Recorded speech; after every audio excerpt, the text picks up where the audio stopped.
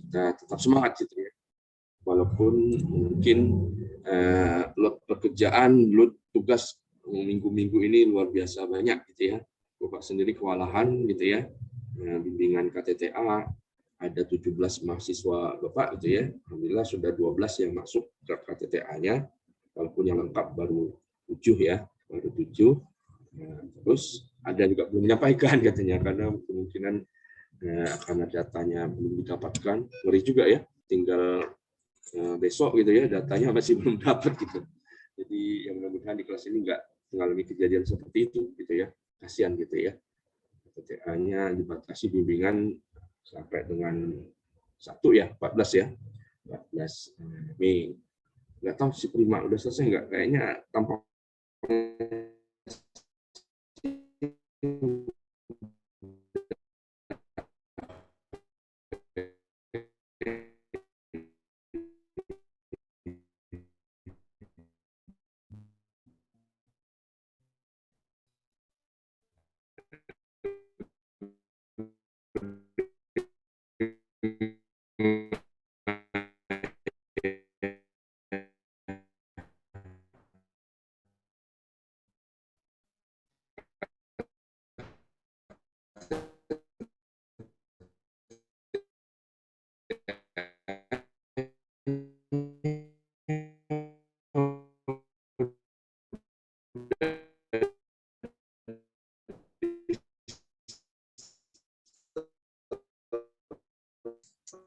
Maaf Pak, suara Bapak putus-putus Pak.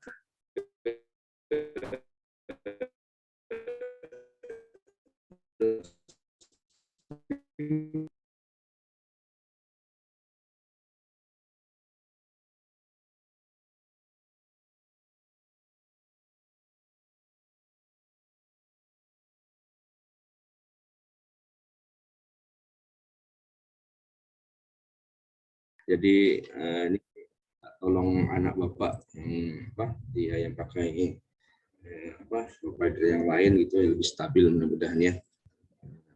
Oke, Bapak lanjutkan ya. Hari ini kita coba bahas praktik pengukuran kinerja gitu ya.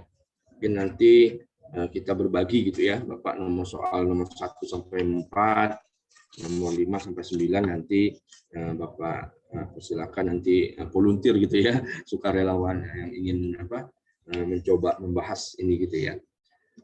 Satu lagi di akhir PPT itu ada latihan ya, ada latihan pengukuran kinerja, dan satu lagi perhitungan mengenai efisiensi ya, tingkat efisiensi dengan metode bobot tetap ya. Jadi mohon itu dikerjakan juga nanti ya, karena feeling Bapak kalau soal di pertemuan ke-6 ini kemungkinan besar keluar gitu di UTS gitu ya.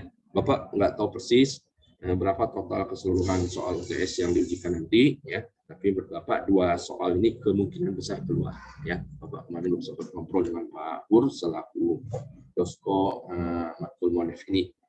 Satu lagi juga untuk kuis pra UTS ini kemungkinan besar juga dilaksanakan secara serentak gitu ya, secara serentak.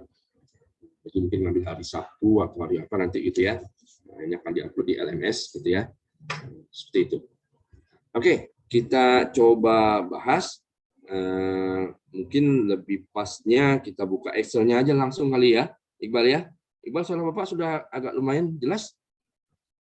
Jelas, Pak. Jelas ya, oke. Yang Excel sudah bisa dibuka juga ya? Udah ya?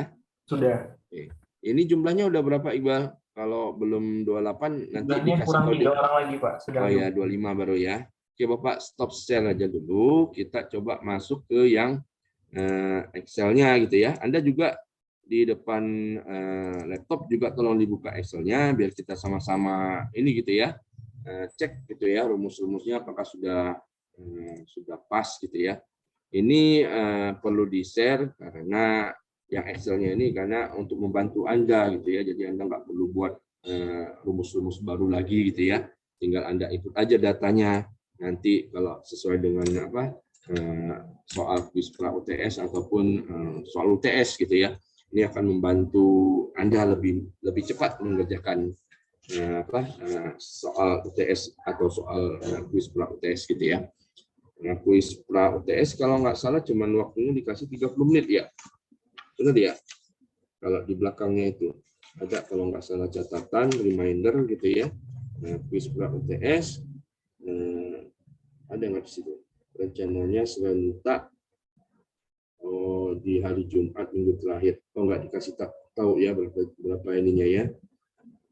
Tapi berupa pilgan ya, kalau pilgan kemungkinan nggak perlu banyak waktu karena pertemuan ke-7 ada alokasi 100 menit, 70 menitnya digunakan untuk ini, untuk paparan gitu ya, paparan tugas yang pertama dulu gitu ya, yang topik presentasi tugas PKL dulu ya, yang sudah disubmit di LMS. Jadi kalau kuis pra UTS-nya cuma pilihan ganda ya cepat, waktunya 30 menit selesai ya. Oke, itu sekedar informasi. Oke, kita masuk sekarang ke soal nomor 1 gitu ya. Soal nomor 1. Ini ada kita diminta menghitung nilai IPA revisi DIPA ya. Rule-nya adalah ketentuannya berdasarkan Dirjen Perbendaharaan nomor 5 tahun 2022 itu. Izin Pak. Ya. Ini share Sudah? screen-nya masih PPT. Oh, masih PPT. Ya udah kalau gitu Bapak matiin dulu. Terima kasih ya. Stop dulu share screen. Ini ya. Udah, prima, udah aman? Sudah kelihatan? Sudah Pak, aman. Oke ya. Oke, yang pertama kita coba hitung soal yang nomor 1 kayaknya mudah gitu ya. Hitung nilai IPA revisi DIPA. Adapun rule-nya berdasarkan Dirjen nomor 5 tahun 2022 itu bahwa ada dibatasi gitu ya. Tentunya target revisi itu hanya diperkenankan 1 kali ya. 1 kali dalam 1 triwulan ya. Selanjutnya revisi yang diperhitungkan adalah revisi yang sifatnya pergeseran anggaran, dalam hal ini revisi pagu tetap gitu ya, pagu tetap ya. Oke, terus bila pada suatu triwulan tertentu itu tidak terdapat revisi DIPA seperti di soal ini triwulan ketiga gitu ya, ini nggak ada melakukan revisi sama sekali, maka nilai kinerja triwulan ketiga yang tidak ada lakukan revisi itu dikasih nilai 100 gitu ya. Adapun formulanya bisa kita lihat di sini, rasio revisi DIPA yaitu target revisi yang diperkenalkan cuma 1 kali dalam 1 triwulan dibagi dengan realisasi jumlah revisi DIPA dalam triwulan yang bersangkutan gitu ya, seperti itu. Jadi di sini ada data triwulan 1 ada 2 kali melakukan revisi, triwulan kedua ada 3 kali, triwulan ketiga tidak melakukan revisi, triwulan keempat ada 3 kali melakukan revisi. Nah, nilai kinerja triwulanan bisa kita hitung dengan rumus tadi. Rumusnya sederhana, ya, target revisi hanya digunakan 1 kali dalam 1 triwulan dibagi dengan realisasi jumlah revisi yang dilakukan dalam triwulan tersebut. Ini karena dia 2 kali, 1 dibagi 2 dapat nilainya kali 100 ya, 100% jadi 50% gitu ya. Di triwulan kedua ada 3, 1/3 di 33,33%. Triwulan ketiga nggak melakukan revisi sama sekali, dikasih nilai full 100 ya. Dan triwulan keempat kembali ada 3 kali melakukan revisi. Nilai kinerja triwulan 4 adalah 1/3 kali 100 di 33,33%. Adapun nilai IKPA rata-rata secara kumulatif di triwulan pertama hanya melibatkan triwulan 1 saja 50%, triwulan kedua melibatkan triwulan 1 dan triwulan kedua ya kumulatif ya. Jadi 50 ditambah 33,33 dibagi 2. Nah, sampai dengan triwulan kedua. Begitu juga triwulan ketiga secara kumulatif ya. Ada 50 tambah 33,33 tambah 100 dibagi 3 karena dia triwulan ketiga dibagi 3. Dapat angkanya itu. Dan triwulan keempat kita buka juga gitu ya. Kumulatif triwulan 1 2 3 4 dibagi 4. Sehingga nilai IKPA untuk revisi DIPA ini sebesar 54,17 gitu ya. sederhana ya kalau yang revisi DIPA. Mudah-mudahan bisa memahami. Ada yang mungkin ingin bertanya? Silakan. Kalau ada pertanyaan, nggak apa-apa. Ya, belum ya? Iqbal masih aman ya? Masih aman, Pak. Oke, lanjut ya. Sekarang kita coba masuk ke soal nomor 2, deviasi halaman 3 DIPA. Nah, ini perlu Bapak sampaikan kalau mengacu soal UTS tahun yang lalu, seringkali mahasiswa ya tergelincir gitu ya. Karena apa ya mungkin kurang teliti itu karena satu dan lain hal, karena yang kumulatif tadi itu ya. Jadi kumulatif itu kadang-kadang kalau udah satu kali salah gitu ngerembet ke bawah gitu ya. Makanya perlu hati-hati gitu ya, perlu hati-hati ya. Jadi seperti ini kita punya data per jenis belanja ya, dari DIPA totalnya itu 28,992254 ini ya, 28.992.254.000 ya, 28 miliar sekian gitu ya. Ini jika dibagi di RPD-nya, rencana penarikan dananya, dibagi per jenis belanja, seperti ini distribusinya. Jenis belanja 51 totalnya ada 14.047.254. Jenis belanja 52 belanja barang ada 7895.000 gitu ya. Dan jenis belanja modal 53 7050.000. Untuk jenis belanja di kementerian lembaga itu hanya diperkenankan ada 4 ya jenis belanjanya. 51, 52, 53 dan 57 bantuan sosial. Nah, kementerian tertentu saja yang boleh menggunakan jenis belanja 57 ya, bantuan sosial, seperti Kementerian Sosial ya, Kementerian Pendidikan dan Kebudayaan, karena ada beasiswa yang menggunakan risiko sosial itu bisa masuk kategori 57 ya. Oke, ini data terkait dengan pagu ya, pagu DIPA, Satker ABC lah kita bilang ini ya, ABC gitu ya, dengan distribusi per jenis belanjanya seperti itu.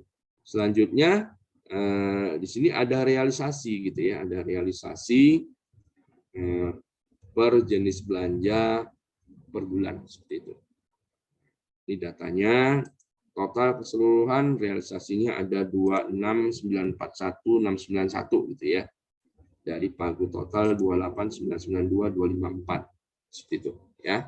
Oke, sekarang kita diminta untuk menghitung deviasi ya, deviasi halaman 3 DIPA. Untuk bulan Januari untuk jenis belanja 51 gitu ya. Jadi kan ada rule-nya kayak di revisi DIPA 1 kali dalam 1 triwulan, hanya diperkenankan 1 kali revisi dalam 1 triwulan. Nah, kalau terkait dengan deviasi halaman 3 DIPA, rule-nya adalah seperti ini. Deviasi dihitung menurut jenis belanja. Dibagi ya, 51, 52, 53. Nah, terus ditetapkan ambang batas rata-rata deviasi bulanan itu sebesar 5%. Ya. Nah, kalau dia 0 sampai 5%, maka nilai IPA untuk bulan itu dikasih nilai maksimal 100.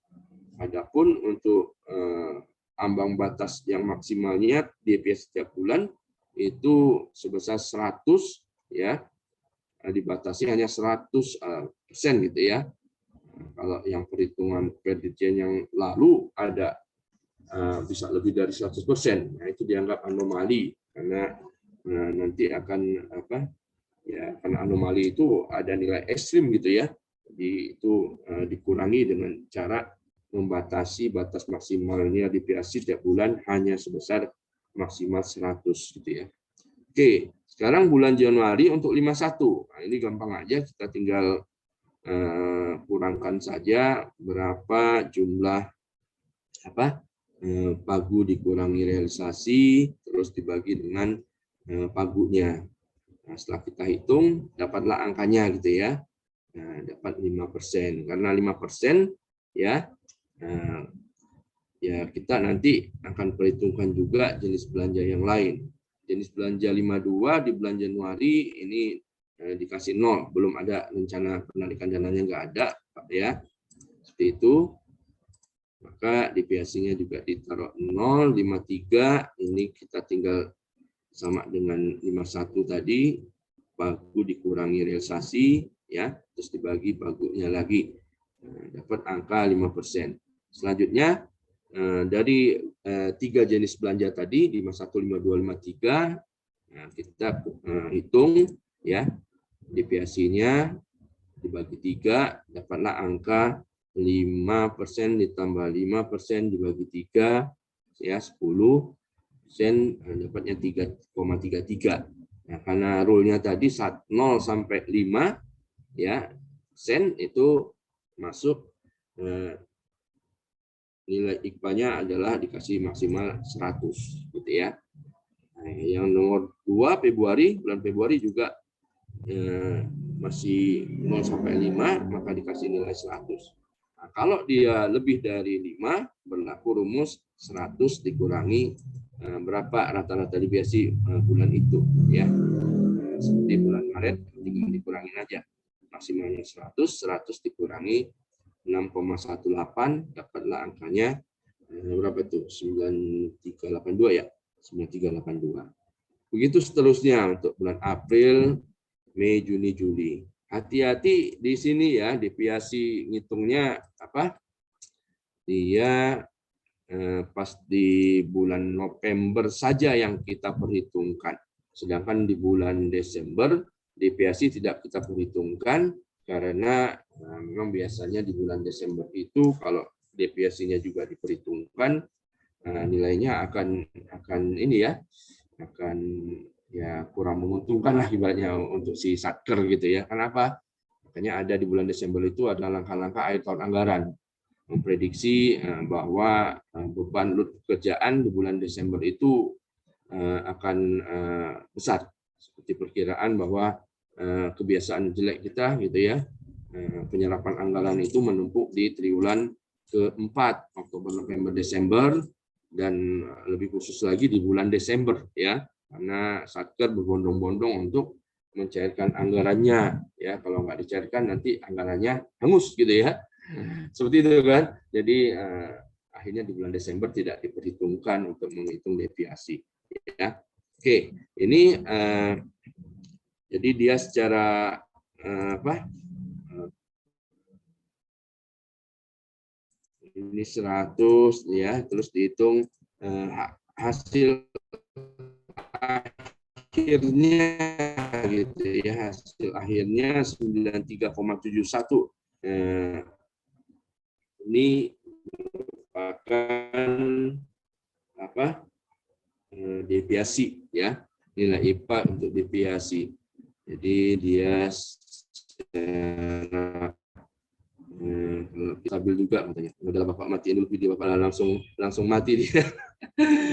Zoom-nya, kasihan ya. Kalau kemarin Bapak malah ke kantor gitu ya. Kemarin nggak ada gangguan karena pakai wifi kantor gitu ya. Oke, itu jadi kita hitung dapatnya deviasi halaman 3 DIPA-nya itu 93,71. Ingat di sini hanya memperhitungkan 11 bulan ya. Jadi di sini dia hanya memperhitungkan 11 bulan dan dia kumulatif juga gitu ya. Kumulatif ya dari bulan 1 sampai bulan 11 ya. Izin Pak, Ini ya silakan. share screen-nya berhenti Pak. Hilang. Iya. Hilang lagi. Oke deh kalau begitu Bapak, ini lagi ya. Nah, tadi sempat ini ya. Sudah kelihatan lagi? Prima? Sudah ya? Iya. Nah, oke, yang mungkin yang Bapak perlu ingatkan gitu ya, yang di sininya ya, yang warna kuning-kuning ini ya. Jadi ini apa? Dibagi 11 gitu ya kalau sampai dengan bulan November. Yang sering keliru di sini teman-teman gitu ya. Jadi dibagi kalau bulan 2 ya bagi 2, bulan 3 bagi 3 gitu ya, sampai bulan November dibagi 11 ya. Jangan sampai keliru. Seringnya di sini begitu dia salah di bulan tertentu akan terus merembet ke bulan berikutnya. Tapi mudah-mudahan kalau Excelnya diberikan ke mahasiswa, ya mudah-mudahan udah pakai rumus semua, aman gitu ya. Jadi tidak perlu menghitung secara manual seperti itu. Dan mengurangi juga kemungkinan salah ya, seperti itu. Oke, itu untuk soal nomor 2. Sampai di sini ada pertanyaan mungkin? Kalau terkait dengan deviasi, kalau nomor 1 tadi nggak ada, gampang gitu ya. Kalau yang deviasi, aman? Bertanya, Pak. Ya, Ahmad Wildan, silakan Wildan. Nah. Kalau di contoh nomor 2 kan itu realisasinya lebih rendah daripada RPD-nya, Pak. Nah, kalau Iya. misal realisasinya lebih tinggi berarti deviasinya negatif atau tetap di... Nah, itu dia menarik nih pertanyaannya. Bagus Wildan ya. Jadi itu salah satu yang bulan Desember itu tidak diperhitungkan gitu ya. Karena apa? Nah, kalau modelnya bulan Desember pasti dia kan melonjak di akhir gitu kan, sisa-sisa dana kan mesti di bulan Desember itu nampak gitu kan. Nah, dan di sini solusinya adalah kalau dia perkirakan di bulan tertentu itu ada realisasi yang lebih besar daripada pagu yang tersedia, dia harus melakukan revisi anggaran dulu gitu ya. Misalnya revisi anggaran per jenis belanja, geser jenis belanja, atau mungkin juga dia rencana penarikan dananya. Jadi revisi terkait halaman 3 DIPA gitu ya. Jadi mereka harus lakukan revisi dulu baru bisa dicairkan seperti itu dan ya. Bisa nangkap Wildan ya. Jadi harus melakukan revisi dulu. Ya. Nah, kalau tidak dilakukan revisi gimana? Nah, bisa kejadian ini yang namanya pagu minus gitu ya. Pagu minus. Nah, pagu minus itu bagi satker atau kementerian lembaga itu akan sangat mengganggu sekali untuk pencapaian mereka untuk laporan keuangan kementerian lembaganya. Nah, kalau dia terjadi pagu minus belum diselesaikan sampai akhir tahun anggaran gitu ya, itu bisa opini BPK terhadap LKKL mereka cuma dapat WDP maksimal gitu ya, wajar dengan pengecualian karena pagu minusnya belum terselesaikan gitu ya. Nah, efek yang lebih besar lagi kalau ada beberapa kementerian lembaga LKKL-nya itu cuma dapat WDP, nah, artinya target Menteri Keuangan ingin punya LKPP, laporan keuangan pemerintah pusat, dapat opini terbaik, WTP, wajar tanpa pengecualian, ini juga akan sulit dicapai gitu ya. Nah, makanya kalau Anda sempat di KPPN, mungkin pas PKL gitu tanya-tanya gitu ya, apakah pernah terjadi pagu minus gitu ya. Nah, kalau di aplikasi Omspan gitu ya, harusnya tidak boleh terjadi gitu ya. Tapi zaman Bapak 2015 itu pernah terjadi Wildan gitu ya. Pernah terjadi. Dan ketahuannya itu ketika satker di LIPI, di satker instansi vertikal di daerah yang punya instansinya LIPI melaporkan bahwa mereka terjadi pagu minus, terutama untuk jenis belanja 51 dan 52 gitu ya. Nah, bagaimana solusinya? Nah, mereka coba melakukan revisi untuk menutup pagu minus itu ya di Kanwil Ditjen Perbendaraan gitu ya. Nah, tapi ternyata disarankan oleh Kanwil Ditjen Perbendaraan coba deh diselesaikan secara terpusat aja ke DJA gitu ya. Ke DJA. Jadi ada beberapa satker dikumpulkan, dilakukan inilah ya sama didata oleh Biro Perencanaan dan Keuangan LIPI gitu ya. Nah, akhirnya ada beberapa satker ini terjadi pagu minus ya kita selesaikan ya. Nah, ini kita selesaikan biar dia tidak terjadi pagu minus. Cara melakukan revisinya seperti apa? Nah, kalau dulu kita di pelajaran PAN sepertinya ya, perhitungan bukan perhitungan ya PAN 1 kalau nggak salah ya. Perencanaan anggaran negara 1 itu ada dua kalau nggak salah, untuk KL itu PAN 2. Itu mekanisme revisi anggaran untuk menutup pagu minus adalah si satker pertama kali dia mengupayakan gitu ya untuk menutup pagu minusnya itu dari DIPA dia sendiri ya. Kalau upaya itu tidak berhasil gitu ya, artinya nggak ada pagu dana yang bisa digeser lagi gitu ya, naik mereka ke level level unit eselon 2-nya gitu ya. Misalnya kalau kasusnya misalnya di PK instan terjadi pagu minus belanja 51 misalnya, belanja pegawai gitu ya. Nah, itu terjadi mungkin di tahun 2016 ketika ada tambahan dosen gitu ya. Ada 46 dosen masuk ke PKN STAN. Dan gaji mereka belum diperhitungkan untuk dibayarkan di gaji bulan November Desember dengan DIPA PKN STAN gitu ya. Nah, karena dulunya kan di bulan Oktober dan sebelumnya di instansi asal kayak Bapak masih di DJA, dibayarkan di DIPA DJA. Nah, di bulan November sudah dibayarkan di PKN STAN. PKN STAN nggak cukup duitnya untuk bayar itu gitu ya. Nah, kan ada kebijakan kalau untuk hak pegawai ya mungkin di Dirjen Pemberdayaan memahami juga gitu ya. Ya udah deh nggak apa-apa dibayarkan aja, nanti ditutup aja pagu minusnya tadi gitu ya. Yang penting hak pegawai bisa tepat waktu seperti itu. Nah, jadi kalau di DIPA PKN STAN nggak cukup duitnya untuk menutup pagu minus tadi, PKN STAN akan bersurat kepada sekretariat badan, ya, sekretariat BPPK. Gimana caranya? Sesama unit eselon 2, misalnya Pusdiklat PSDM gitu ya, atau Pusdiklat Anggaran Pemeliharaan, yang mungkin punya sisa anggaran itu digeser untuk nambah ke PKN STAN, di PKN STAN. Ya, jadi dia per unit eselon 2. Kalau per unit eselon 2-nya juga tidak bisa, ditarik ke atas lagi ke unit eselon 1. Geser anggaran dari BPPK-nya, sekretariat badan gitu ya. DIPA-nya sekretariat badan. Kalau tidak bisa juga nutupnya, tarik lagi ke sekjen, ya, sekjen Kementerian Keuangan. Kalau sekjen nggak bisa juga, langkah terakhir adalah geser ke dari BA-Bun. Nah, seperti itu prosesnya gitu ya.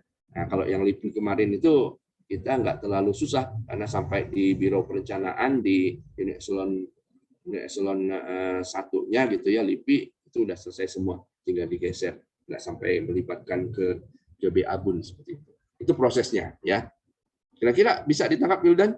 Harus dilakukan revisi anggaran dulu.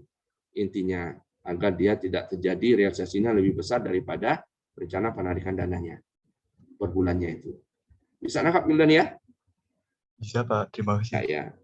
Oke. Yang lain mungkin ada yang ingin bertanya terkait deviasi? Bapak sih cuma ngasih ini yang bagian ini yang sering keliru gitu ya. Sampai 11 ya, sampai 11 sampai bulan November saja. Oke, kalau nggak ada kita lanjut nomor 3. Oke, silakan siapa? Riki Pak. Riki ya, Riki. Iya Pak. Izin bertanya Pak terkait pagu minus yang tadi. Itu kan Pak kalau di Omspan itu ada pagu minus gitu kan Pak, menu Ya, yang betul. ada pagu minusnya. Nah kata pegawai di KPPN di tempat saya PKL dulu Pak, itu katanya kalau khusus belanja pegawai itu katanya nggak dikunci gitu Pak. Jadi walaupun betul. ada pagu minus katanya nggak apa-apa. Berarti Pak ada perbedaan perlakuan gitu ya Pak kalau misalnya pagu minusnya itu di 51 atau di selain akun 51.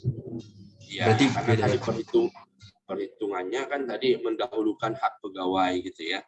Nah, nggak mungkin juga gitu pegawai gara-gara pagu minus nggak dibayarkan gajinya gitu ya. Betul nggak? Nanti ya udahlah, nanti kalau dia pagu minusnya nanti ditutup menutup pagu minusnya itu di bulan Januari tahun berikutnya boleh gitu ya. Masih sepanjang dia LKPP-nya masih unaudited gitu ya. LKKL-nya unaudited, LKPP-nya juga unaudited gitu ya. Masih bisa sampai bulan, kalau nggak salah sih sampai bulan Februari itu masih bisa. Bahkan untuk yang pagu minus selisih kurs untuk pinjaman hibah luar negeri itu sampai minggu pertama Maret itu masih boleh gitu ya. Masih bisa selesaikan. Bapak pernah ngalami dulu yang Kementerian Lingkungan Hidup ya. Bulan awal-awal Maret itu masih menyelesaikan selisih kurs gitu ya. Masih bisa gitu ya. Itu kira-kira. Makasih Riki. Nah, jadi memang nggak dikunci untuk yang belanja jadi belanja 51. Tapi lain hanya kalau 52 ya gitu ya. Mungkin diupayakan ya geser dulu dah, lakukan revisi anggaran dulu biar tidak terjadi pagu minus seperti itu. Makasih ya Riki ya informasinya. Sekali lagi Pak. Berarti revisinya itu yang di akhir semester 1 gitu ya Pak biasanya, atau di tahun biasanya? Revisinya secepatnya. Kalau bunyi ininya sih, kalau langkah-langkah akhir tahun anggaran sebaiknya sebelum tutup tahun anggaran, ya, sebelum tanggal 31 Desember. Tapi ada juga kejadian gitu ya, nggak sempet karena mungkin sibuk di bulan Desember itu, fokus pencairan anggaran gitu ya. Maka Dirjen Pagubinasnya belum sempat selesaikan. Kasus yang LIPI itu kebetulan kalau nggak salah itu selesaikan di akhir-akhir Desember, ya, tanggal 27 Desember, 28 Desember itu baru selesai. Jadi nggak lewat tahun anggaran. Tapi pun kalau memang tidak selesaikan gitu ya di akhir tahun anggaran, masih diperkenankan. Tapi kalau nggak salah di minggu kedua Januari, ya, ada surat Dirjen Perbendaraan gitu ya untuk solusi untuk penyelesaian Paguminus. Seperti itu, Riki. Nggak bisa sampai bulan Maret gitu kayak yang selisih kurs yang pinjaman hibah luar negeri, kayaknya nggak bisa. Karena ada surat tersendiri dari Dirjen Perbendaraan, Paguminus selesaikan di minggu kedua kalau nggak salah bulan Januari. Seperti itu. Terima kasih, Pak. Iya, aman ya. Oke. Cukup yang deviasi. Kita loncat lagi ke soal nomor 3. Nah, nomor 3 ini terkait dengan IPA untuk penyerapan anggaran, ya.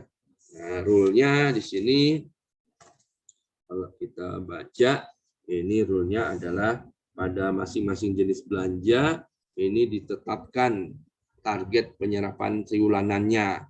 Jadi seperti ini ada contoh 51 belanja pegawai triwulan pertama, ini target penyerapannya ini 20%. Triwulan kedua 50%. Triwulan ketiga 75%, dan triwulan keempat 95%. Gitu ya. Barang juga sudah ada ya. Targetnya 15, 50, 70, 90, modal 10, 40, 70, 90. Nah, atas dasar itu kita coba ya. Nah, ini ada Pagu.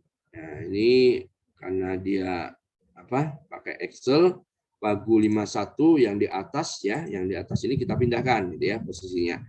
Dia Pagu 51 ada 14, sekian ya, ini diambil dari ini ya yang di atasnya gitu ya.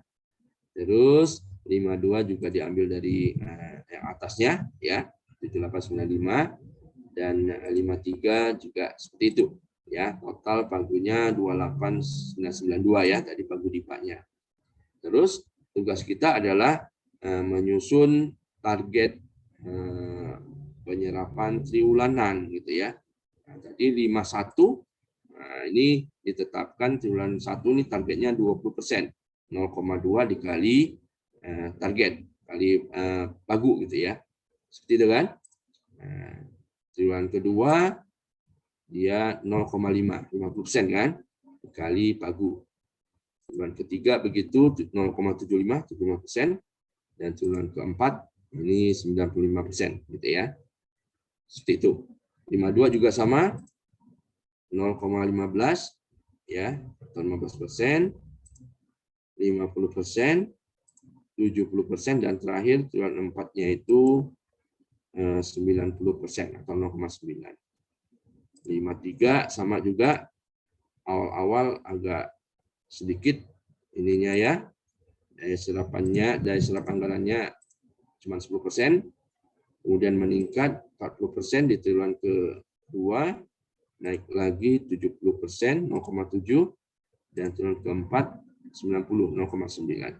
Nah, setelah itu baru kita hitung penyerapannya ya, berdasarkan realisasi yang ada di tabel di nomor 2. Tabel kan ada realisasi di tabel nomor 2. Mungkin Anda bisa buka di sini. Kalau kita buka ya, ini triwulan 1 penyerapan kita ambil dari tabel yang di atasnya untuk soal nomor 2 tadi ya.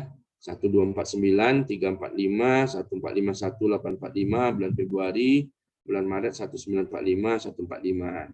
Dapatlah angkanya ya, terus dibandingkan dengan target yang dibuat tadi gitu ya. Seperti itu ya. Dapatlah 98,89 gitu ya. Sama halnya juga yang triwulan kedua, begitu ya. Seterusnya kita ambil datanya itu dari data yang ini tadi ya, yang di atasnya. Jangan lupa dia kalau triwulan kedua artinya sampai dengan bulan Juni. Jadi ada 6 bulan ya. 1, 2, 3, 4, 5, 6. Nah, sering kalinya keliru di situ. Nggak teliti gitu ya.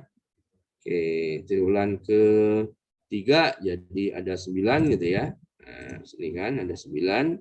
Dan triwulan keempat sampai 12 ya. Nah, ini sampai bedakan yang deviasi tadi sampai bulan 11 saja November ya. Penyerapan anggaran ya sampai bulan Desember. Ya. Setelah itu baru kita hitung dibandingkan dengan target yang sudah ditetapkan. Triwulan 1 dapat 98,89, triwulan 2 dapat 87, triwulan ketiga 91 dan triwulan keempat 100,55. Nah, ini ada yang bertanya kemarin di kelas 610 apa 608 ya. Pak, kok boleh nggak Pak ini targetnya lebih dari 100 gitu kan? Nah, gimana? Boleh nggak kira-kira? Ada yang mau bantu jawab nggak? Boleh. Ini 100,55.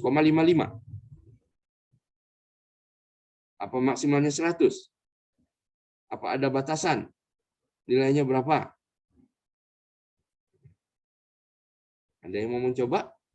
Menjawab salah nggak apa-apa. Riki, mana Riki? Dapat itu nggak Riki? Kalau salah, mohon maaf ya Pak. Hah? Mohon maaf kalau jawabannya salah. Iya nggak apa-apa. Coba apa namanya belajar kan? Kalau Gimana? menurut saya tidak boleh Pak, soalnya nanti berarti itu tandanya ada pagu minus gitu, realisasinya lebih besar daripada pagunya. Oke, Riki bilang nggak boleh, ini maksimal harusnya 100 Pak, ini ya. Oke, ditampung dulu Riki ya. Mungkin ada yang berpendapat berbeda?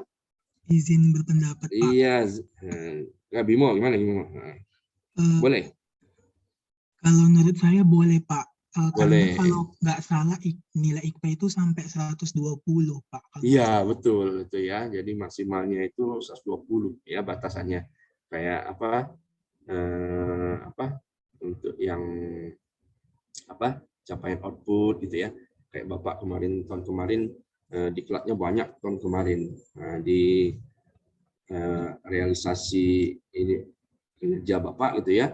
Bapak hitung kalau normalnya itu jam diklat Bapak itu sekitar 200% gitu ya. Tapi maksimal akhirnya cuma diakui 120% karena maksimalnya 120 ya. Mengapa 120? Nah, ini menarik nih gitu ya. Mengapa maksimalnya 120? Kalau nggak salah itu dikaitkan dengan perhitungan konversi nilai efisiensi. Karena nilai efisiensi itu kan dia plus minus 20. Nah, terus dikonversi karena ada nilai plus minus 20, kisaran efisiensi itu dia antara 0 sampai dengan 1. Semakin mendekati angka 1 semakin efisien, semakin mendekati angka 0 semakin tidak efisien. Kalau nggak salah itu pertimbangannya mengapa dia pakai 120 ya di PMK 249 tahun 2011 gitu ya. Seperti itu. Dan ini juga bukan berarti 100,55 itu dia terjadi pagu minus Riki ya. Karena kan tadi dia membandingkannya dari target gitu ya, dari target yang ditetapkan gitu ya, bukan dari pagunya gitu ya. Baik, Pak, Kan baik. kalau yang pagu minus itu kan dia ngelihatnya dari realisasi duitnya gitu ya, realisasi duitnya dibandingkan dengan duit yang ada di pagunya. Kalau ini kan enggak, dia dengan target-target tadi gitu ya. Kalau dia melebihi target ya nggak apa-apa gitu, bagus, tapi ada batasannya, maksimalnya berapa tadi ya 120 tadi gitu ya, seperti itu. Bisa ya nangkap Diki ya? Ya Pak, nah terima kasih Pak, terima kasih. Sama-sama. Oke, aman ya, yang ini mudah kan? Ada pertanyaan nggak lagi? Sebelum nanti nomor 5 Bapak kasih kesempatan volunteer gitu ya, mungkin nomor 5 cewek dulu kali ya, nomor 6 cowok, 7 cewek lagi, 8 cowok lagi, 9 baru cewek lagi gitu ya. Oke, sekarang kita coba nomor 4 ya, nomor 4. Nomor 4 ini kita coba untuk menghitung IKPA belanja kontraktual ya. Nah, ini mungkin harus baca pelan-pelan di rule-nya gitu ya, aturan mainnya di Perdijen nomor 5 tahun 2022 gitu ya. Pertama adalah ini ada beberapa hal yang perlu kita perhatikan. Pertama itu terkait dengan kepatuhan ya. Ini dikasih bobot kepatuhan itu compliance itu 40%. Terus akselerasi 1 kontrak Pradipa itu 30%, dan akselerasi 2 untuk kontrak yang berjenis belanja 53 belanja modal ini juga turunan 1 ini dikasih bobot 30%. Ini di simulasi ini ada 9 kontrak yang ada gitu ya. Di rule yang pertama yang kita perhitungkan untuk kontraktual ini adalah pertama dari segi aspek kepatuhan. Jadi ketepatan waktu penyampaian kontrak dibatasi 5 hari kerja ya. 5 hari kerja bukan hari kalender ya. Coba dicek benar-benar ya. 5 hari kerja sejak penandatanganan kontrak ya. Kedua, nilai kontrak yang bisa diperhitungkan adalah yang di atas 50 juta. Jadi untuk yang kontrak, nilai kontrak nomor 4, dia jumlahnya cuma 45 juta, ini tidak kita perhitungkan. Makanya dikasih ini 0, 0, 0 gitu ya. Seperti itu. Tidak diperhitungkan. Terus yang ketiga, rule-nya kontrak yang tepat waktu, ya dikasih nilai 100, sedangkan yang tidak tepat waktu dikasih nilai 0 gitu ya. Nanti kita identifikasi gitu ya, mana-mana yang tepat waktu. Tanggal kontrak 20 Desember untuk kontrak 1 ya 2021 dia sudah kontrak, belum tahun anggarannya mulai dia sudah kontrak gitu ya. Tanggal terima kontraknya 23 Desember ya. Terus di sini disebutkan bahwa jumlah hari gitu ya dan triwulannya gitu ya. Ini masuk kategori triwulan 1 gitu ya. Walaupun dia belum mulai Januari sampai Maret gitu ya. Tapi dianggapnya triwulan 1, dia dianggap tepat waktu karena dia kontrak Pradipa gitu ya. Dia dikasih tambahan gitu ya, nilainya akselerasi 1 kontrak Pradipa dikasih nilai 120 ya. Jadi di sini ada juga rule-nya, akselerasi kontrak Pradipa merupakan kontrak yang dilakukan sebelum tanggal 1 Januari tahun anggaran berjalan, tahun anggaran direncanakan gitu ya, dengan nilai kontrak di atas 50 juta. Untuk kontrak Pradipa dikasih bobot nilainya, bukan bobot, dikasih nilainya 120. Sedangkan kontrak non Pradipa ya ini nilainya 100 ya. Oke. Selanjutnya kita bisa identifikasi kontrak nomor 2. Ini tepat waktu ya, masih 5 hari kerja nih ya, masih aman. Ini mungkin harus dicek juga sambil lihat kalender gitu ya. Karena ini patokannya hari kerja bukan hari kalender gitu ya. Harus dilihat juga itu tanggalnya Senin sampai Jumat enggak gitu ya. Seperti itu ya. Terus yang nomor 5 agak berbeda. Ini kontraknya diteken 18 April tapi baru disampaikan, baru diterima oleh KPPN itu tanggal 26 April. Artinya lebih ya. Harusnya maksimal diperkirakan 5 hari kerja, dia 6 hari. Dan dia masuk kategori terlambat ya. Jadi status tepatan waktunya terlambat, dan dari segi kepatuhan kalau dia terlambat dikasih nilai 0 gitu ya. Untuk kontrak nomor 3 ini tadi terlewat ya. Nah, ini dia karena ada masuk ini ya, dia tepat waktu dikasih nilai kepatuhannya 100, akselerasi 1 karena dia sebelum akhir Maret gitu ya, kan sampai dengan triwulan 1. Nah, dia sudah selesaikan ini kontrak gitu ya. sebelum tanggal 31 Maret, maka dia dikasih juga akselerasi 100, dan karena dia jenis belanjanya 53, dia dikasih juga nilai 100 seperti itu ya. Jadi ini ada cerita dulu mengapa batasannya itu kontrak itu sampai tanggal 31 Maret gitu ya.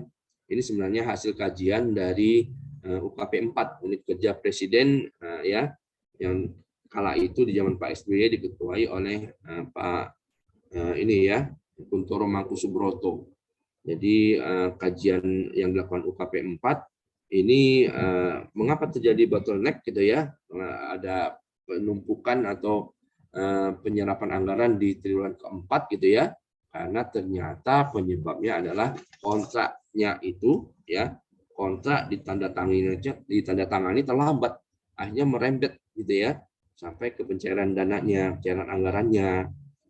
Salah satu rekomendasi dari UKP 4 diminta untuk Satker di kementerian lembaga itu mempercepat penandatanganan kontrak ya, agar dilakukan pada paling lambat triwulan pertama 31 Maret gitu ya.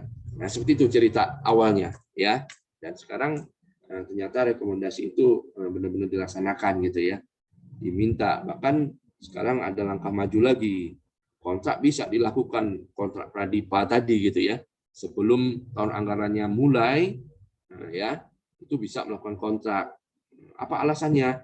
Alasannya adalah ya untuk mempercepat tadi ya, mempercepat pencairan anggaran gitu ya. Kalau persiapannya udah siap, mudah-mudahan segera bisa dicairkan. Apalagi kan kalau sudah penetapan Perpres rincian APBN tanggal paling lambat 30 November tahun yang direncanakan, tahun anggaran ini ya, sebelum tahun anggaran direncanakan, itu kan sudah dikunci, anggarannya udah pasti ada itu gitu ya, tinggal DIPA-nya ada aja nunggu. DIPA biasanya awal Desember sudah diterima DIPA petikan Satker gitu ya, seperti itu. Itu kira-kira ya. Oke, setelah kita bisa identifikasi mana-mana saja kontrak yang tepat waktu, kita kemudian isikan itu ya dari segi kepatuhannya. Kalau dia tepat waktu 100, kalau tidak patuh dia dikasih 0. Kalau dia kontraknya di bawah 50 juta tidak kita perhitungkan. Akhirnya dari 9 kontrak ini kita jumlahkan, ada 9, dijumlahkan kepatuhan ada 700 ya. Nah, seperti itu. Dan akselerasi 1 ini ada 3 gitu ya, 3 kontrak, 4320.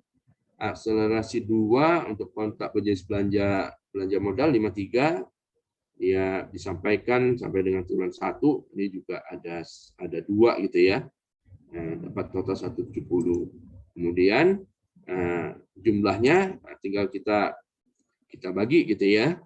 Kepatuhan ini ada 8 kontrak yang diperhitungkan gitu ya. Jadi tinggal dibagi 8. Ini jangan dibagi 7 nanti ya, kelupaan gitu ya. Ini kan diperhitungkan juga yang terlambat ya. Ini dibaginya 8. Yang tidak diperhitungkan tadi kalau dia di bawah 50 juta. Jadi dibaginya 8 bukan dibagi 9 ya. Terus yang ini ya, di total dulu jumlahnya berapa gitu ya. Ya, seperti itu ya. Terus dibagi 3, yang ini juga sama dibagi 2, baru kemudian dihitung pembobotannya. Ya, untuk kepatuhan 0,4, 40%, untuk akselerasi 1 30%, 0,3, dan akselerasi 2 juga 30%, 0,3. Dapatlah nilai IKFA belanja kontraktual ini sebesar 92,50 gitu ya. Itu untuk soal nomor 4 ya, mengenai IKFA belanja kontraktual. Mungkin ada yang ingin bertanya? Kalau memang belum jelas, ada?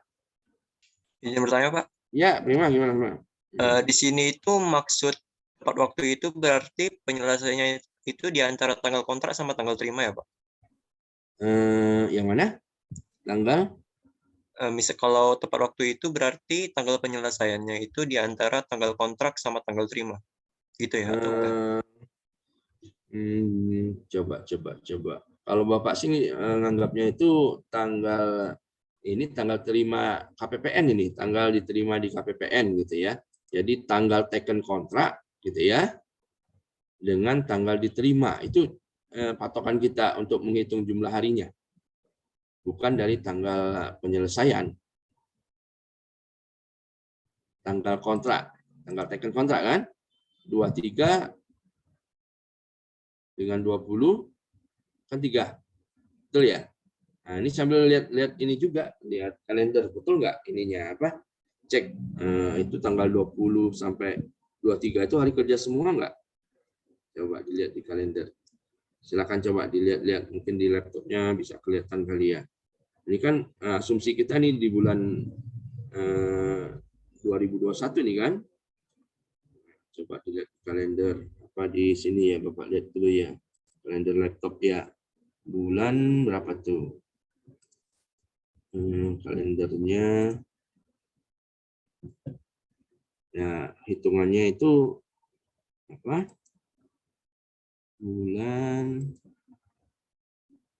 Coba. Mana kalendernya ya? Ini ya. Coba Bapak lihat dulu. 2021. Nah, tanggal kontraknya itu 20 Desember itu 2021 itu hari Senin ya. Tanggal diterima KPPN dia kan dibatasi 5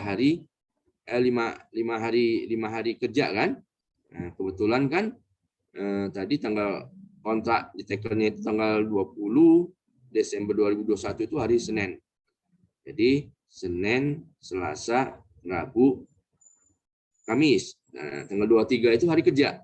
Nah, jadi hitungnya dia setelah taken kan, jadi 21, 22, 23. Jadi 3 hari. 3 hari kerja. Masih itu ya. Terus di bulan Januari misalnya ini ya. Januari, coba kita lihat lagi di kalender. Sambil lihat kalender, jadi bukan ini ya, bukan hari kalender, tapi hari kerja. Ya, coba kita cek lagi di bulan Januari 2022 ya, 2022 ya. Januari taken itu 14 Januari. 14 Januari itu jatuh di hari Jumat, Nah, kita ngitungnya dari mulai hari Senin 17, 18, 19, 20, 21, pas 5 hari. Gitu ya. Prima hitungnya dari tanggal taken kontrak ya. Hitungnya hari kerja. Jadi pas hari takennya itu jangan dihitung gitu ya. Nah, hari berikutnya kita hitung ya sampai tanggal terimanya. Jadi seperti itu mudahnya. Ya, coba lihat di bulan Februari kita tengok lagi, benar nggak? Jadi sambil lihat kalender juga, hari kerja kita asumsinya kan 5 hari kerja, ya. 7 Februari itu hari Senin, ya. 7 Februari hari Senin, terus diterima KPPN kontraknya tanggal 10. Artinya kita ngitungnya tanggal 8, 9, 10, 3 hari kerja, gitu ya. Jadi nggak usah lihat tanggal penyelesaiannya gitu ya. Kira-kira bisa nangkap, Bima? Bisa Pak. Terus saya mau nanya lagi, Gimana tuh? kalau yang akselerasi 1 itu kenapa kontrak satunya 120 Pak? Nah, karena dia ditekannya sebelum dipanya di ini. Jadi kalau DIPA kan tanggal DIPA-nya berlaku itu 1 Januari 2022 sampai dengan 31 Desember 2022. Nah, ternyata dia sebelum DIPA-nya dilaksanakan, dia sudah taken kontrak gitu ya. Nah, namanya kan kontrak pradipa. Karena dia masih di bulan Desember gitu ya. Nah, itu dia dikasih rule-nya tadi kan 120. Gitu kira-kira. Ada kan rule-nya, coba dibaca yang di PPT. atau kalau lebih jelas lagi di Perdijen nomor 5 tahun 2022 itu. Makanya kan 120 itu kan sebenarnya ini apa yang maksimalnya tadi yang disampaikan oleh siapa tadi, Riki ya, yang 120% itu gitu ya. Maksimal itu untuk pengukuran kinerja itu 120%. Nah, makanya kita kasih nilai maksimalnya 120. Itu Prima, kira-kira. Dapat nangkep ya? Pak, terus saya masih kurang paham yang itu Pak, yang akselerasi 2. Akselerasi 2 kan hanya untuk jenis belanja yang 53. Jenis belanja modal. Sepanjang dia ditekennya itu tidak melebihi tanggal 31 Maret gitu ya. 31 Maret 2022 sampai dengan triwulan 1 kan, batasnya 31 Maret. Nah, dia bisa ditambahkan untuk akselerasi 2 karena jenis belanjanya 53. Nah, akselerasi 1 juga dia dapat 100. Kenapa? Karena dia tekennya itu sebelum tanggal 31 Maret. Jadi kontrak 3 ini kepatuhannya 100 ya, karena dia sampaikan sebelum tanggal 31 Maret gitu ya. Karena disampaikan 5 hari di bawah 5 hari kerja gitu ya. Terus akselerasi 1 dia dikasih 100 juga karena dia sebelum triwulan ini ya, triwulan 1 31 Maret dia sudah teken kontrak dan serahkan juga tepat waktu kepada KPPN. Dan satu lagi akselerasi 2 karena dia jenis belanjanya 53 dan disampaikan sebelum batas akhir triwulan 1 31 Maret. Bisa nangkep Prima? Bisa Pak. Terus itu yang kontrak 1 akselerasi 2-nya kosong karena sebelum tahun anggaran yang baru ya Pak? Yang mana? Yang nomor? Yang kontrak 1. Kontrak 1. Iya. Dikasih apa tuh? Yang akselerasi 2. Oh, nggak ada karena dia ini kan disampaikannya tadi ya mungkin pertimbangan ini cuman di akselerasi 1 saja dia ininya ya, di kontrak akselerasi keduanya walaupun dia jenisnya 53 tapi karena ya kalau aturan Perdijennya itu hanya dimasuk kategori akselerasi 1 gitu ya. Artinya kontraknya dia itu kontrak pradipa gitu ya. Jadi nggak ditambahkan di sini 100 juga untuk yang akselerasi 2 gitu ya, seperti itu. Dia kalau masih di triwulan 1. Kalau ini kan kita susah membedainnya itu. Apa benar masuk triwulan 1 kalau tekelnya bulan Desember gitu kan. Seperti itu. Ya. Logikanya di situ mungkin Prima. Ya. Bisa ya nangkap ya? Terakhir Pak, Ya. yang kontrak 9 kenapa ada 70 Pak? Kontrak nomor 9, terus ada Akselerasi 2-nya ada 70. Oh, ketentuan di ini tadi kalau nggak salah karena dia disampaikan dia di triwulannya ini apa? Dia menyampaikan teken kontraknya udah di triwulan ke berapa tuh? Triwulan ketiga ya, bulan Agustus itu ya. Kan di rule kita disebutkan bahwa akselerasi kontrak belanja 53 merupakan kontrak dengan nilai di atas 50 sampai 200 juta yang diselesaikan kontraknya itu sampai dengan triwulan 1 31 Maret. Kontrak akselerasi yang diselesaikan pada triwulan 1 nilai kinerjanya 100. Sedangkan non kontrak akselerasi, nah ini kan karena dia diselesaikan di atas tanggal 31 Maret gitu ya. Nah, ini nilai kinerjanya kalau kontraknya diteken di triwulan kedua, dia dikasih berapa? Triwulan kedua dikasih nilai 80. Triwulan ke berapa dia? Nilai kinerjanya 90 untuk triwulan kedua, ya. Terus triwulan ketiga 80, triwulan keempat 70. Ini masuk triwulan berapa nih? Ininya apa? Oh, mungkin tanggal penyelesaiannya Prima, ya. Tanggal penyelesaian ini mungkin apa ya? Di sini tidak disebutin, nggak dijelaskan gitu ya tanggal penyelesaian. Mungkin dia patokannya pakai tanggal penyelesaian ini, Prima ya. Apa triwulan berapa nih? Harusnya ini kalau 70 kan triwulan ke-4 ya. Triwulan 4 artinya ini penyelesaian kalau begitu sini ya. Jadi tanggal penyelesaian itu yang digunakan untuk pembanding kita gitu ya. Kalau sini kan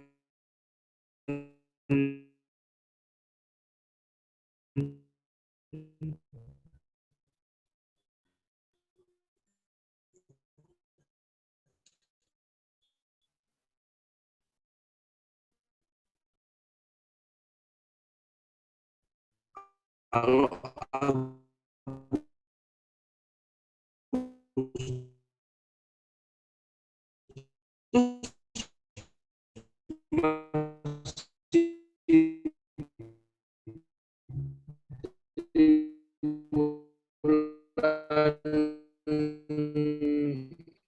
delapan itu bulan Pak Irwan. Pertanyaan Prima, halo Prima ya, mungkin pertanyaan Prima yang kontrak nomor 9 ini mengapa dia nggak dikasih 80? Karena kan di triwulan ke 3 gitu ya, gitukah Prima? Suara terdengar Bapak? Jadi sempat putus, Pak. Oh iya, tadi dibilang sih jaringan Bapak tidak stabil gitu ya, seperti itu. Padahal udah Bapak matiin ininya, videonya ya. Nah, oke, nanti yang nomor 4 ini coba Bapak konfirmasi ulang dengan Pak Irwan selaku pembuat ini ya, yang buat simulasi ini gitu ya. Pak Irwan juga sempat bilang itu, pusing saya katanya. Pusing untuk bikin apa untuk menyiapkan bahan materi pertemuan ke-6 ini gitu ya. Karena harus baca Pak, detailnya. Ya, Iqbal. Ini udah lengkap 28 orang. Oh ya, Bapak stop dulu ini ya, biar yang apa Excel-nya Bapak tutup dulu. Terus Bapak buka lagi yang PPT-nya gitu ya. Oke, silakan Iqbal ya, dipoto dulu ya. Kelihatan ininya PPT-nya Iqbal? Kelihatan Pak. Ayo teman-teman on cam dulu sebentar aja. Oh ya, coba Bapak hidupin juga video Bapak ya, biar kelihatan sebentar Buat ya. teman-temannya yuk hidupin kameranya sebentar aja buat di SS. Oh ya, biar kelihatan screenshot sebentar aja, biar kelihatan apa wajahnya gitu ya. Oke, Wildan lagi videonya lagi bermasalah atau jaringan lagi kurang bagus? Oke, sudah Iqbal? Sudah Pak. Oke, Bapak tutup lagi ya. Oke, nanti dikirim ke ini kita, ke WA grup kita ya.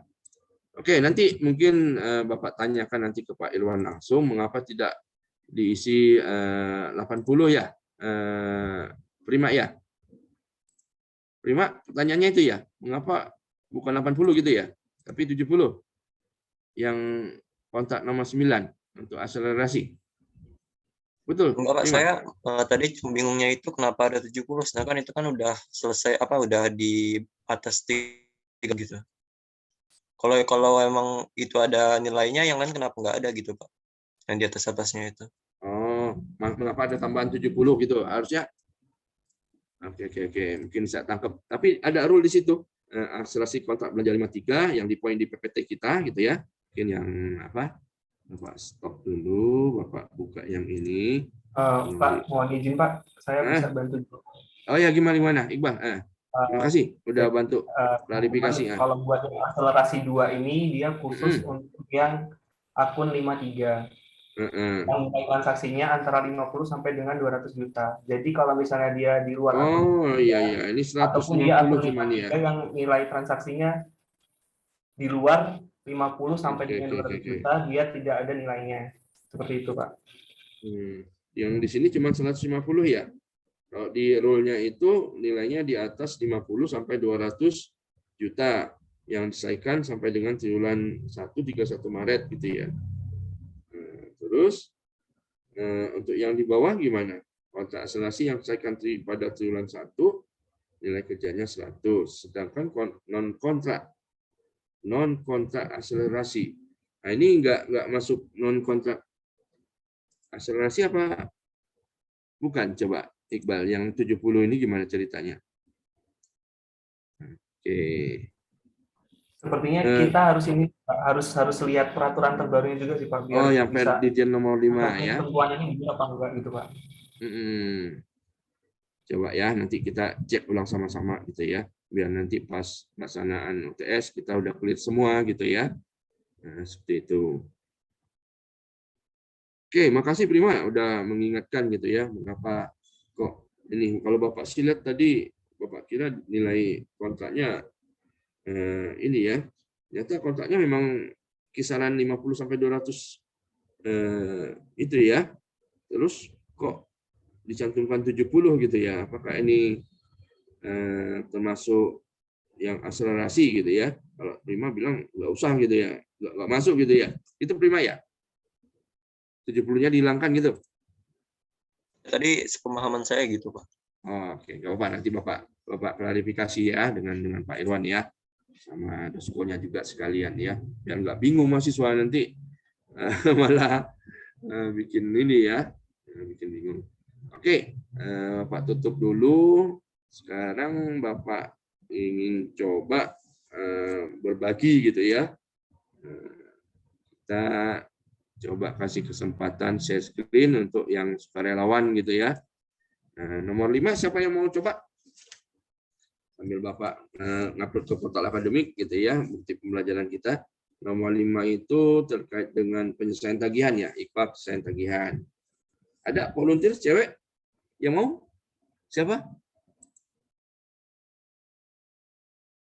Ada Sylvia kali? Sylvia? Boleh? Nomor 5?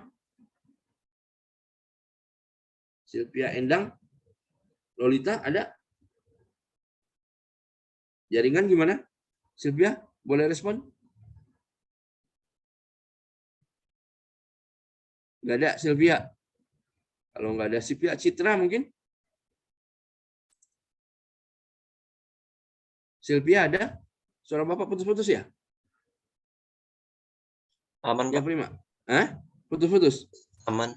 Aman. Oh, ada Citra atau Sylvia nomor 5? Boleh? Belum ada respon? Mohon maaf Pak, tadi saya panggil juga, koneksi saya naik turun. Oke, iya Sylvia. Boleh nomor 5 Sylvia? Jaringan kurang bagus ya? Siapa yang kira-kira bagus? Jaringan nomor 5 cewek kalau bisa. Nomor 6 biar Bapak kasih kesempatan Wildan kali, agak berat nomor 6 ya. Wildan siap Wildan? Nomor 6. Itu lama waktunya ngejelasin nomor 6 itu Wildan. Wildan ada? Hadir, Pak. Gitu loh. Bagus, mudah-mudahan sinyalnya. Nomor 6 Bapak kasih Wildan ini, agak berat jelasinnya gitu ya. Nomor 7 cewek lagi siapa?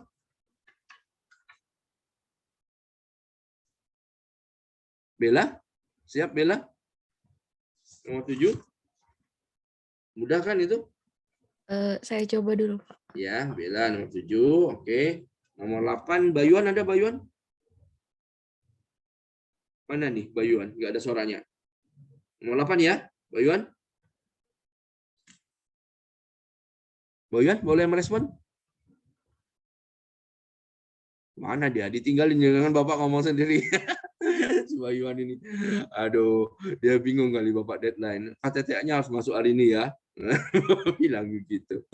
KTTA-nya belum selesai itu yang monef anggaran. Nggak tahu Sylvia. Sylvia udah ya Sylvia? Belum? Aduh, benar-benar under pressure ya. Oke, nomor 8 siapa volunteer? Bayuan nggak ada ngerespon ini? Nomor 8 Bapak kasihkan ke siapa ya? Prima, boleh? Nomor 8 Prima. Jaringannya agak bagus kayaknya Prima. Prima, nomor 8 boleh? Boleh, Pak. Ya. Oke, nomor 9 penutup lah gitu ya. Nanti ya kita rekapan. Nomor 9 nggak usah deh gitu ya. Rekapan aja itu kan. Oke, sekarang nomor 5 dulu yang mudah. Yang nomor 5 tadi si siapa? Kalau nggak Sylvia si Citra ya. Sylvia bisa respon?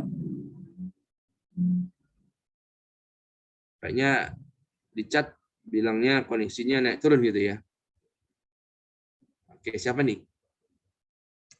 Citra, ada Citra? Kita aja deh ya. Mungkin kalau memang jaringannya kurang bagus, videonya matiin aja nggak apa-apa ya. Bisa share screen kan Citra? Coba nomor 5. Mudah kan nomor 5? Oke, silakan share screen dulu ya. Oke.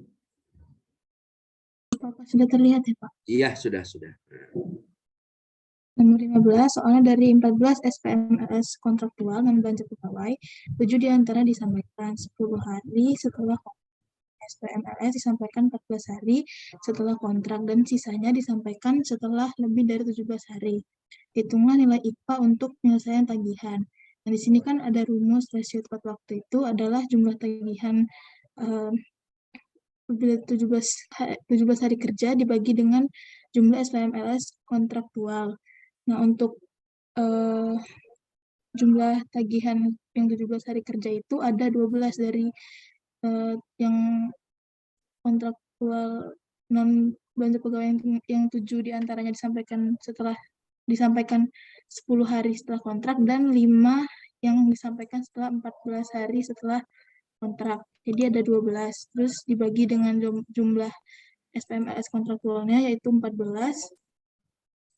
Jadi terus dikali 100 itu Pak. Hasilnya Oke, udah ya. Oke, jadi ada 2 yang telat gitu ya.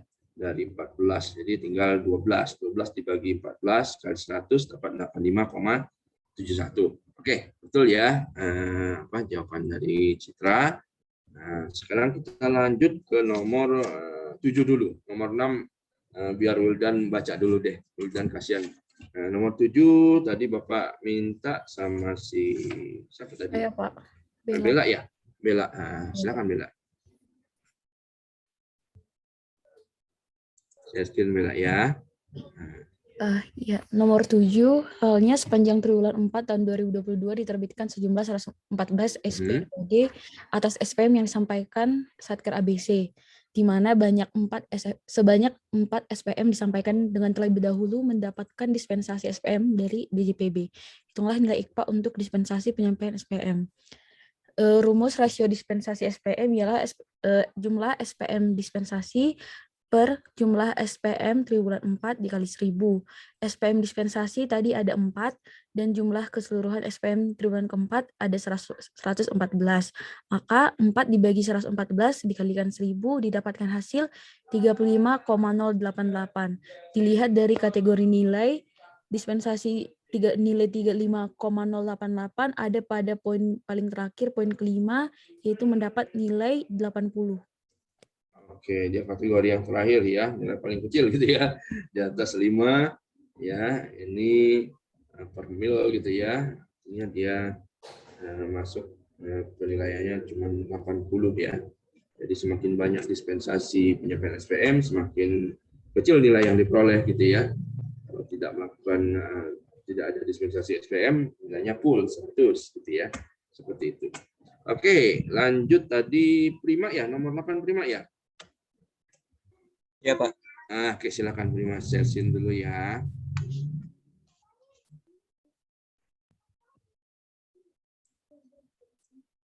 Bisa share-screen-nya Prima? Sudah, Pak? Masih proses kayaknya. Kalau memang kesulitan nanti Bapak aja yang ini, yang share screen ya, kalau memang kesulitan. Udah muncul. Berarti saya jelasin dari output 1 sampai 5 ya, Pak? Iya, singkat-singkat aja poin-poinnya ya. Kita masih punya waktu sekitar 20 menitan ya. Oke, nomor silakan. 8. Capaian output dari suatu satker pada bulan Desember tampak pada tabel di bawah. Hitunglah IKPA untuk capaian output. Jadi di sini ada 5 output, yaitu output 1 sampai output 5. Untuk masing-masingnya itu untuk output 1, di sini target volumenya 1, terus realisasinya juga 1. Berarti di sini konfirmasinya terkonfirmasi. Batas waktu pelaporannya 6 Desember. Namun di sini tanggal kirimnya 15 Desember, berarti statusnya terlambat. Nah, nilai ketepatan waktu ini nilainya 100 kalau tepat waktu, namun 0 kalau terlambat. Nah, untuk nilai capaiannya sendiri itu realisasi dibagi target dikali 100 dapat 100. Kemudian untuk output 2 itu targetnya 5, namun realisasinya cuma 4. Di sini status konfirmasinya terkonfirmasi, batas waktu pelaporannya 6 Desember, namun di sini juga sama, tanggal pelaporannya itu 15 Desember, yang artinya terlambat. Jadi nilai ketepatan waktunya itu masih 0, dan nilai capaiannya ini nilai realisasi dibagi nilai target dikali 100, dapatnya 80. Terus output 3 itu sama kayak output 1, targetnya 1, realisasinya 1. Oke. Izin Pak, kalau tidak terkonfirmasi ini maksudnya apa ya? Ini apa?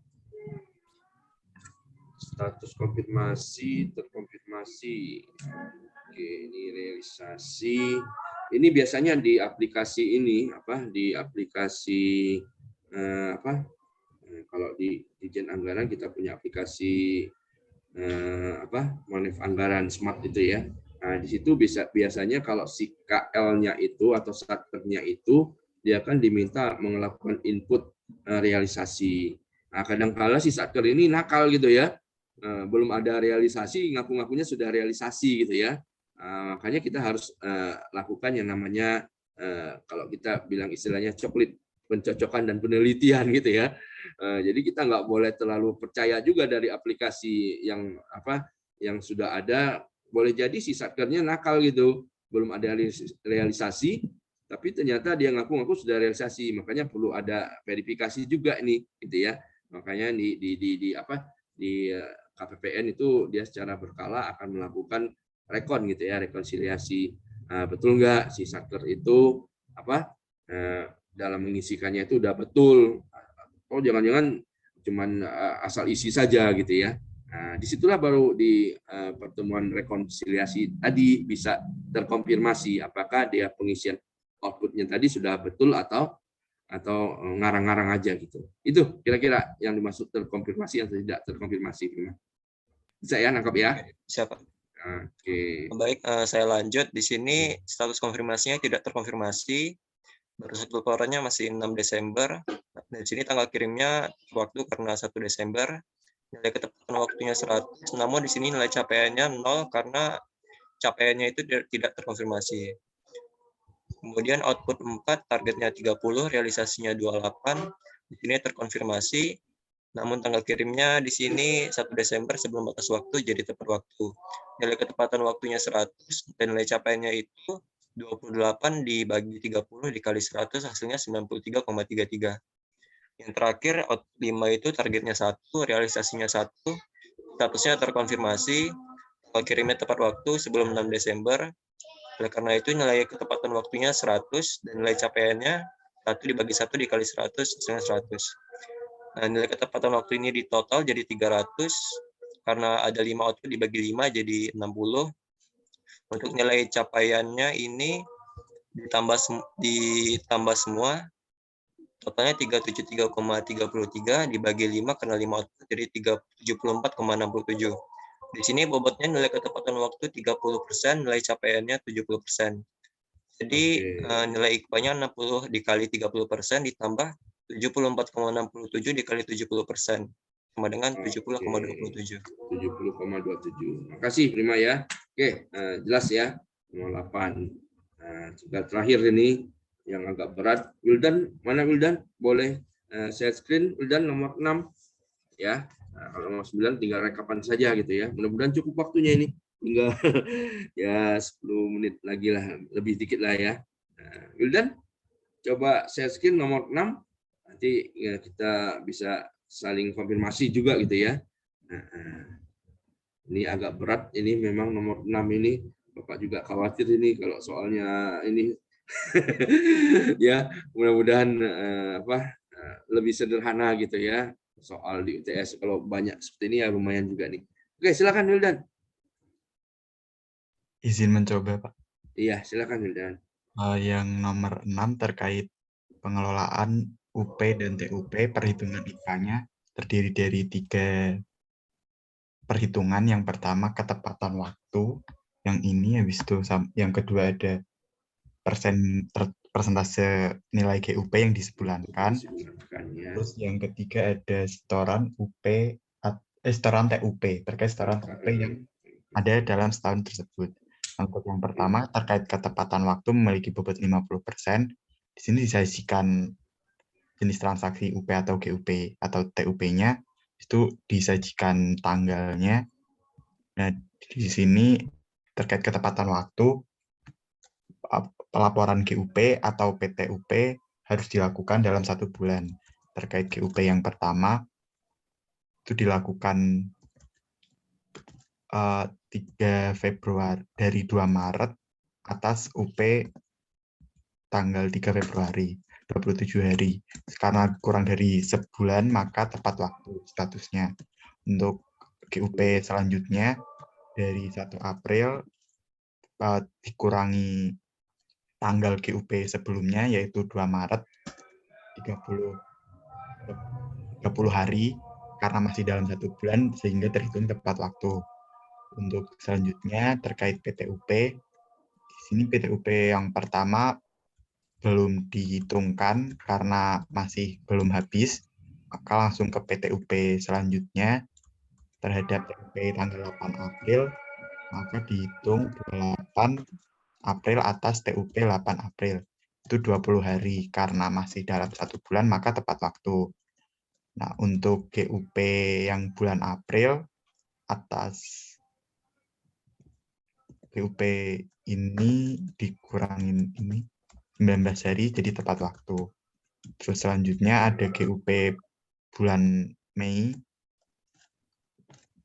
9 Mei dikurangi 20 April, masih 19 hari, maka tepat waktu. Nah, untuk PTUP atas TUP tanggal 4 Mei ini, yang PTUP 11 Mei tidak diperhitungkan karena masih belum habis TUP-nya, terus langsung ke PTUP selanjutnya ketika TUP 4 Mei itu habis, yang ini. Sehingga PTUP pada 9 Juni atas TUP 4 Mei dilakukan 36 hari setelahnya.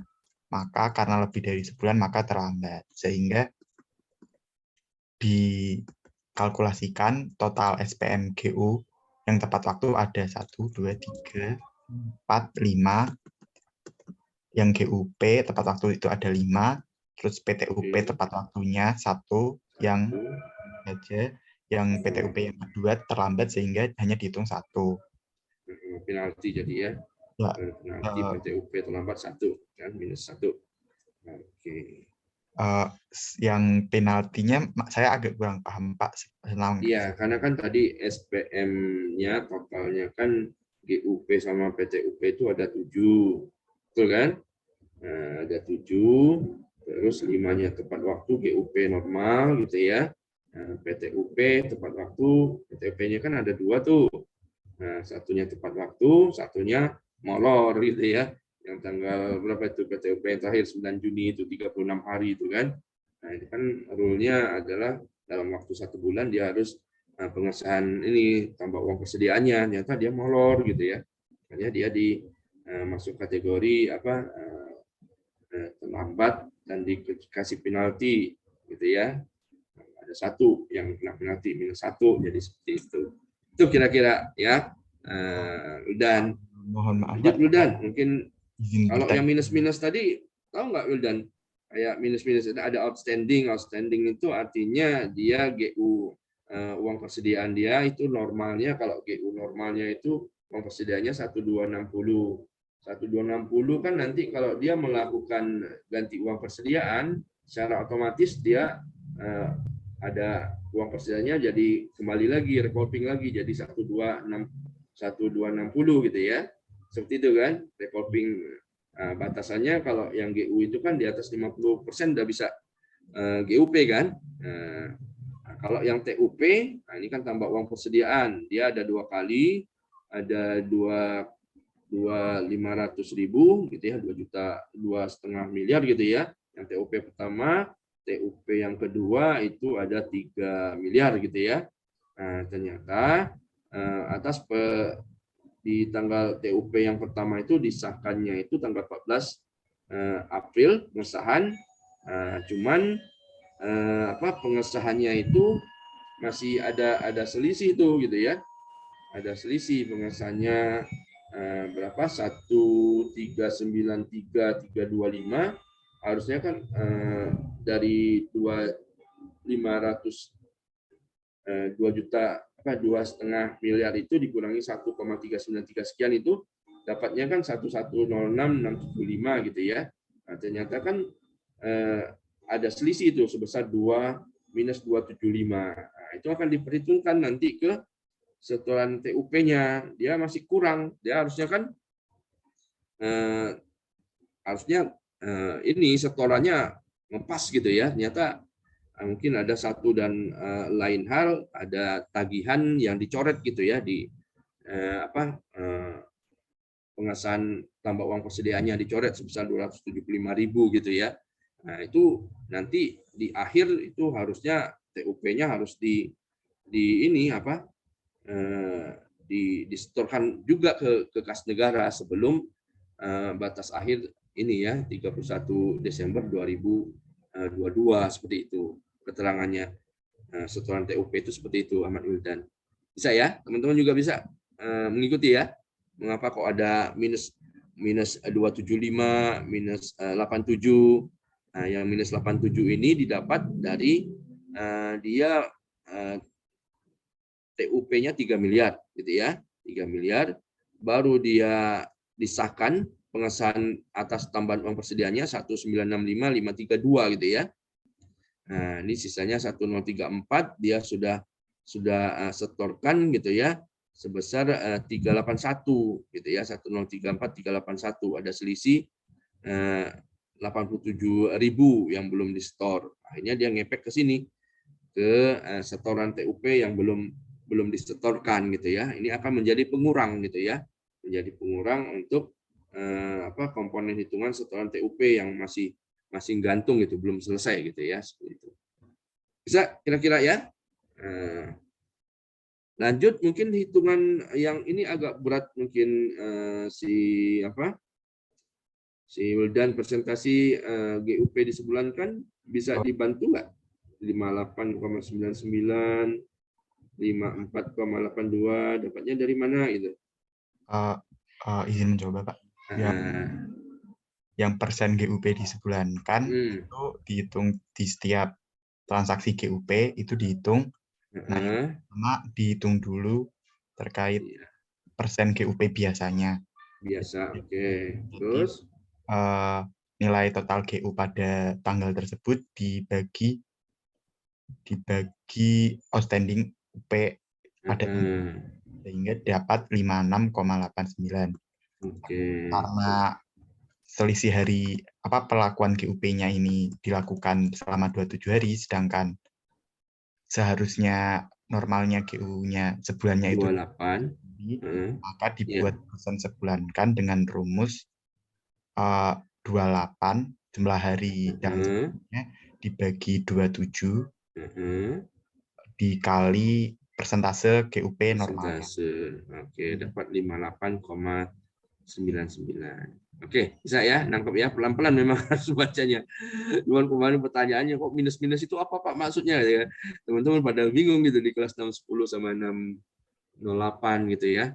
Nah, jadi itu minus 275 itu sama minus 87 itu yang belum disetorkan, yang disahkan oleh KPPN dengan menerbitkan SP2D nihil pengesahan gitu ya. Hanya sebesar ini tadi kayak yang setoran yang TUP tadi ya berapa itu? Dia sudah disahkan sebesar sekian, terus idealnya kalau yang TUP ini mungkin simulasinya kurang pas gitu ya. Jadi dia biasanya kalau yang namanya tambah uang persediaan untuk pengesahannya itu dia sebelum mengajukan permintaan pengesahan tambah uang persediaan, dia juga harus lampirkan ini setorannya ya, setorannya. Tapi kalau kasus yang di kita ini sepertinya setorannya itu menyusul gitu ya. Setorannya menyusul. Misalnya pengesahan tanggal 14 April 2022. Baru dia setorkan, ya coba lihat dulu, ada setoran nggak sini?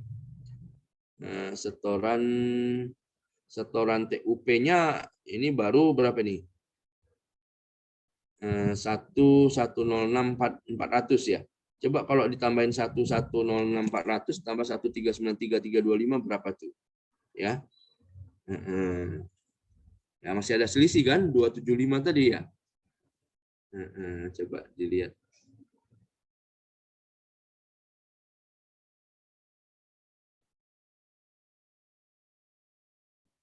Tuh kan masih kurang kan? Masih kurang 275 kan? Nah, seperti itu. Dia idealnya kalau setoran TUP-nya itu dia sebelum dia mengajukan pengesahan tambah uang persediaan. Cuman ini mungkin kelupaan Pak Irwan gitu ya. Nanti Bapak kasih tahu deh si ini. Pak Irwan kan mungkin nggak pernah di KPPN mungkin ya. Jadi mungkin agak miss sedikit gitu ya. Biasanya kalau di KPPN kita sebelum menerbitkan pengesahan atas tambah uang persediaan, kita minta tuh bukti setornya mana gitu ya. Seperti itu. Kalau ini kan kasusnya setorannya justru setelah pengesahan TUP-nya. Benar nggak, Wildan? Iya, Pak. Ya, itu mungkin catatan nanti Bapak sampaikan ke Pak Irwan biar nggak bingung gitu ya. Seperti itu. Oke. Terus tadi yang tepat waktu sudah selesai, dapat nilai ketepatan waktunya 7143 gitu ya. Bapak lupa ya, ke portal harus di ini dulu ya.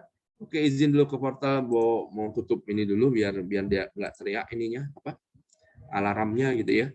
Masih ada waktu 4 menit, Bapak tutup dulu. Hadir semua. Oke, aman ya. Oke, pas. Oke, Wildan, mau lanjut lagi? Mungkin yang kira-kira yang perlu dijelaskan biar ada pencerahan. Kalau yang tepat waktu tadi sudah beres, ya. Kalau yang ini gimana? Yang GUP yang disebulankan tadi tinggal ini aja ya. Ada berapa transaksi tuh? 5 ya. Tuh 2, 3, 4, 5. Setelah itu baru di rata-ratakan gitu ya. Baru dikali bobot gitu ya. Hitungnya ya. Iya, Pak. Bobotnya 30. Oke, yang ada satu mungkin yang di sini yang ada maksimal 100. Nah, itu kan ada tanda maksimal 100 yang untuk yang nomor 10 ya, nomor 10. Nah, coba dibuka rumusnya yang untuk yang baris yang nomor 10 itu GUP. Itu jumlahnya berapa, Wildan? Coba kalau dimanualkan berapa tuh? Yang ini yang 100 ini coba. Kalau normalnya berapa itu? Hitung-hitungannya. Itu pakai rumus apa ini? Kalau memang segitu. Jumlahnya berapa? Coba. Harusnya 105 kan? Betul? Iya, Pak. Nah, itu kan maksimalnya ada ditulis di situ maksimal 100 gitu ya. Nggak boleh lebih dari ini gitu. 100 berapa tadi normalnya 100 berapa tadi? 105 ya? Ya. 105 ya. Nah, itu mungkin yang juga perlu dicermati gitu ya, jangan sampai angkanya lebih dari 100 ya. Oke, bisa ya? Oke, totalnya nanti baru dibobot lagi nilai IPA untuk olahan UP dan TUP ada 50% untuk kepatuhan, 25% untuk yang GUP disebulankan ya, dan terakhir ada setoran TUP ya. Nah, setoran TUP kalau dia nggak setorkan ya nanti akan menjadi pengurang gitu ya. Ininya ya seperti itu. Oke, direkap coba sekalian yang nomor 9 Wildan. Nah, jadi setelah kita hitung tadi nomor 1 sampai 8 gitu ya. Akhirnya dapat angkanya gitu ya. Berapa itu jadinya? Nilai kinerja Satker ABC jadi 81 ya. 81. Oke. Benar ya. Yang agak lama ngitungnya yang UPTUP tadi ya. UPTUP yang agak perlu ini agak perlu hati-hati seperti itu. Oke. Nggak kerasa ya. Udah jam 12 lewat 9 menit gitu ya. Makasih tadi volunteernya sudah membantu Bapak ya. Ada Prima, ada Wildan, ada siapa tadi? Ada siapa ya? Tadi lupa. Bayuan nggak ada ya? Bukan dia. Citra ya tadi ya. Citra kalau nggak salah ya. Citra sama satu lagi siapa? Tadi Bella ya. Bella ya tadi ya. Nah, oke. Demikian ya bulan kita hari ini. Bapak harapkan ada sering berlatih gitu ya, berlatih. Nah, mungkin kalau Perdijen 5 udah Bapak pernah share ya? Pernah nggak Bapak share? Perdijen 5 2000 Perdijen Pengendaraan. Udah ya? Kayaknya sudah. Mungkin kalau paparan Perdijennya ya mungkin yang belum kali ya. Mungkin paparan Perdijennya mungkin Bapak perlu share juga ke Anda gitu ya. Coba Bapak lihat dulu. Kemarin sih Bapak tanya di kelas yang 608 katanya belum pernah Pak di slide-nya belum pernah di share gitu. Udah nih mungkin Bapak share dulu deh ya. Ini Perdijennya ya. Oke, demikian yang kita hari ini ya. Jangan lupa dikerjakan soal latihan ada 2, latihan menghitung IKFA gitu ya, dan satu lagi pengukuran tentang efisiensi ya. Tolong dikerjakan. Ya, demikian kita hari ini. Terima kasih atas kerelaannya gitu ya, sukarelawan yang sudah tadi membantu Bapak. Pak akhiri dengan menyebut alhamdulillah. Assalamualaikum warahmatullahi wabarakatuh. Selamat siang. Makasih ya. Terima kasih, Pak. Makasih, Pak. Yo, sama-sama. Ya. Oke, izin live dulu ya.